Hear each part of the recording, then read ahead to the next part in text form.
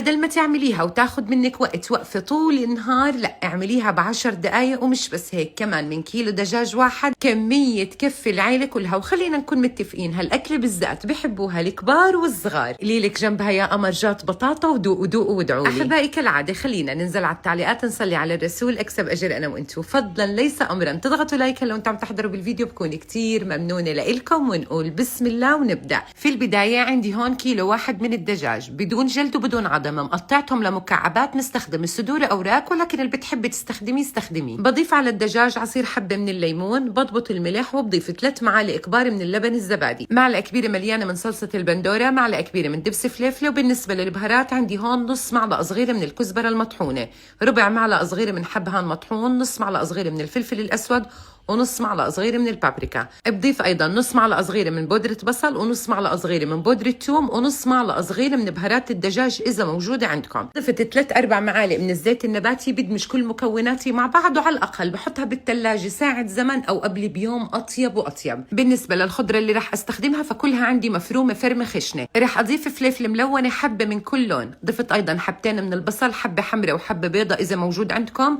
ورح أضيف فطر فريش إذا متوفر. مش متوفر فيكم تستبدلوه بالمعلب أو تستغنوا عنه تماما. نفس البهارات اللي ضفتها على الدجاج هي نفسها بضيفها على الخضرة. بدمج كل مكوناتي مع بعض، بساوي كليات الوجه، ومباشرة برفع المقلاة على الغاز وبضيف معلقتين مش أكتر من هيك من الزيت النباتي.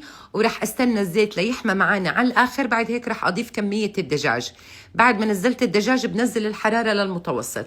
وهون الدجاج صبايا احنا ما بنستويه على الآخر، يا دوبك ياخد معانا نص السوا بالطريقة والشكل اللي موضح قدامكم بالفيديو. بعد هيك مباشرة باخد كمية الدجاج وبضيفها فوق الخضرة، وبدخل صينيتي على الفرن محمى مسبقا على درجة حرارة 250 على الرف الأول من تحت.